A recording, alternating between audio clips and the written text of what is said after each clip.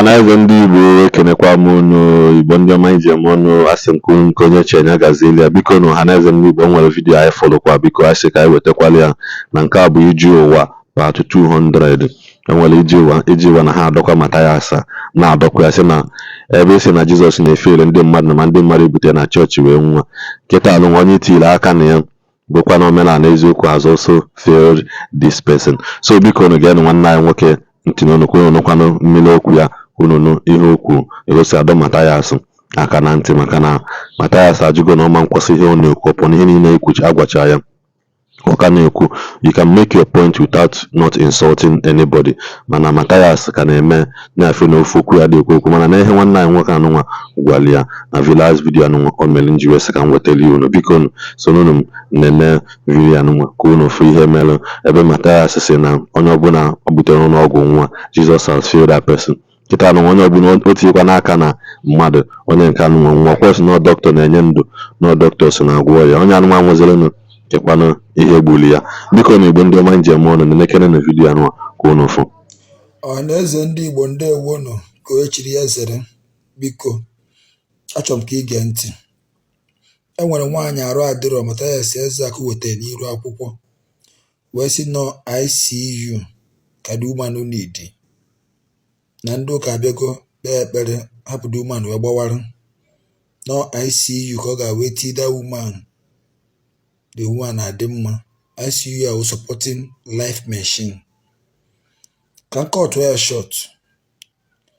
Maka na ọ na-ada ekwugwe na ọ dọkịta na-agwọ ya na ọ dọkịta na-enye ndụ gwọ mmadụ onye ahụ enwe ndụ wee na-agwa ndị mmadụ na dọkịta na-enye mkpụrụ ọgwụ na Chukwu na-agwọ ya.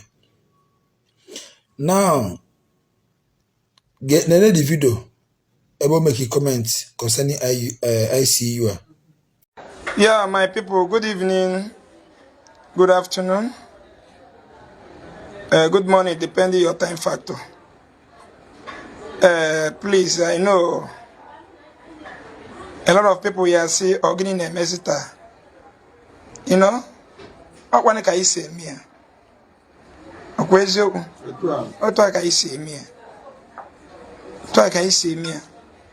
Makano ya enough. Oboni na watch him. Actually, can share this video. This woman is dying. She's about to pass away. If we did not apply the proper thing needed right now to secure her, and that is all I'm clamoring for. I cannot catch a hospital. Eba bill 150 when I am a fibroid. No need me other bills uno to colleague and up to 600,000 naira. Because of 150, because of 350, plus 100,000.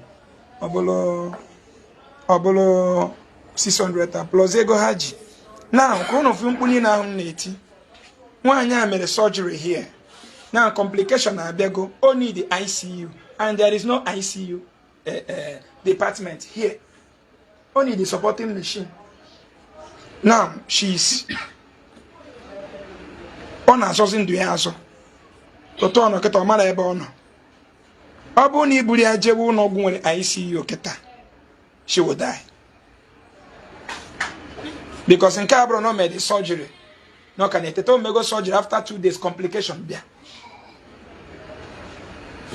Biko do Habonde Imo State in den go bala, right? Pap dad onye be ko no.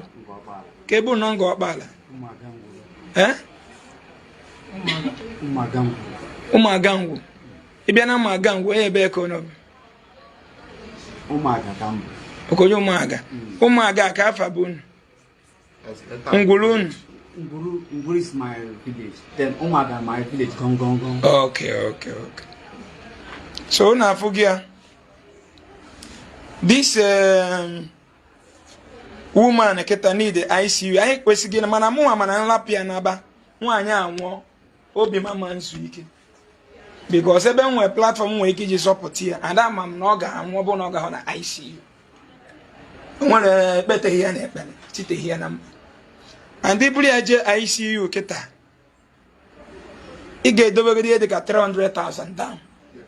And the cheapest price ICU ga anagi. bụ ị ga-edogodo 300,000.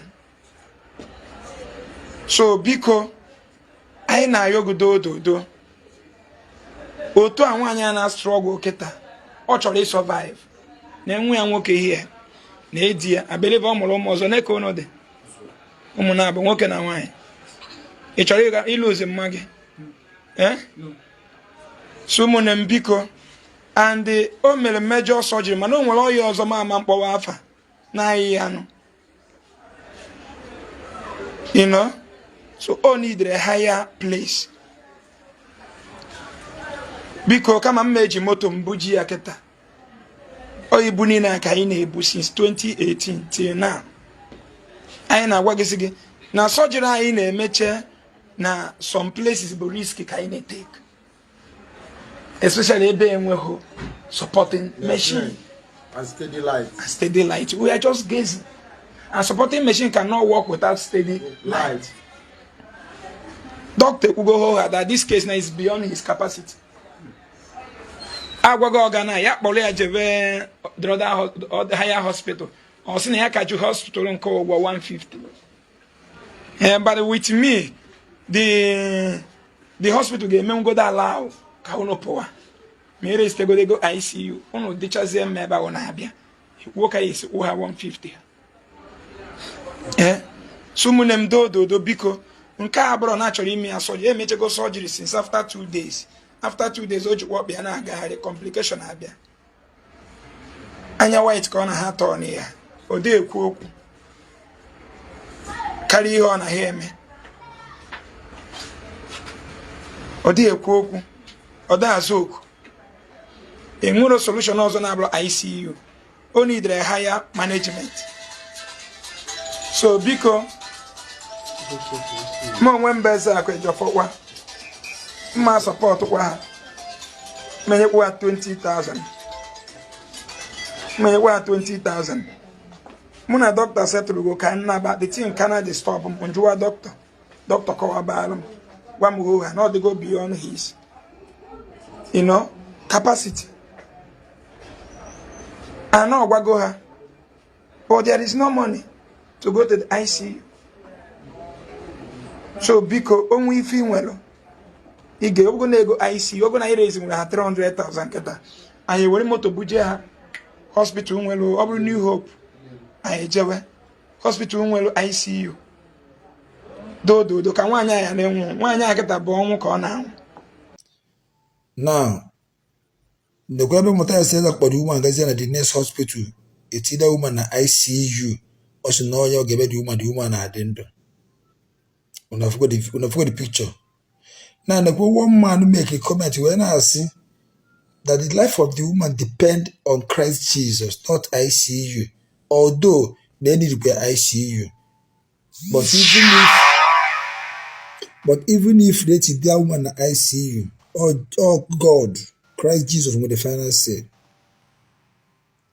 Now, my brothers and my sister, the woman I'm gonna upon native when ICU. As you know, I will get the woman or dendo. The woman may her soul rest in perfect peace. May Almighty God console the family. Here you me vida aburo na koto Matthias Ezeaku. Kada ma akotie. Kama na when the money fail him understand. O chukwu na agwo ya.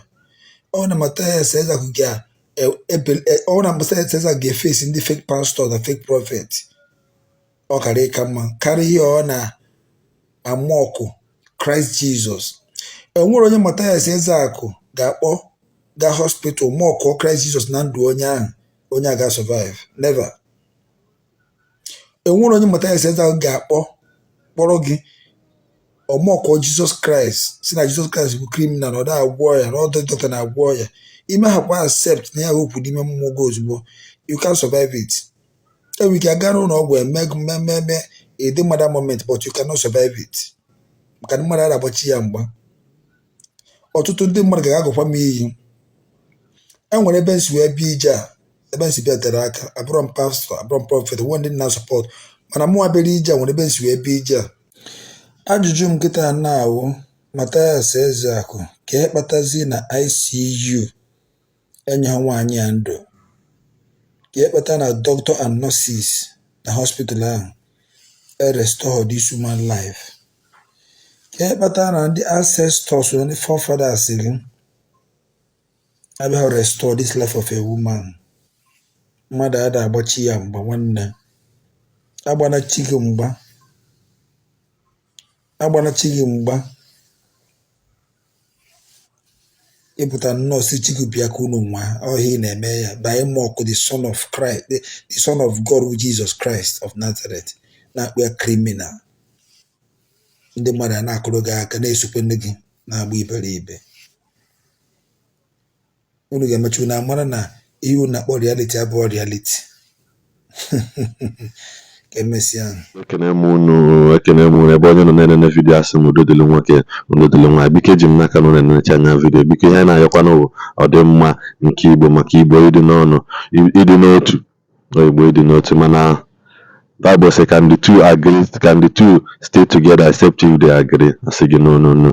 They cannot work together maka na onye ọbụla na-achị ọchịchị eze onye agwana m. Biko na Igbo ndị mmụọ nze mmụọ ọzọ ekene ejikwa mụ n'aka unu echa na vidiyo. Biko nye na aka subscribe na this channel. Biko gbikwa notification ka ị na-enweta notification mgbe ọbụla anyị tiri vidiyo from masị unu share na if onye mechaa ọ dị gị mma if you wish to share you share maka ihe unu na-enyezi m na comment section m kịta bụ apịala mana na ọ bụ na o si na dị anyị ji na channel ile ọma ka o ji aga n'ụgwọ werekwa n'eziokwu na-achị unu na efele mbụ ụwa but the part of the truth is always worked alone. Don't forget to subscribe to this channel ka anyị nwere mgbe ọzọ.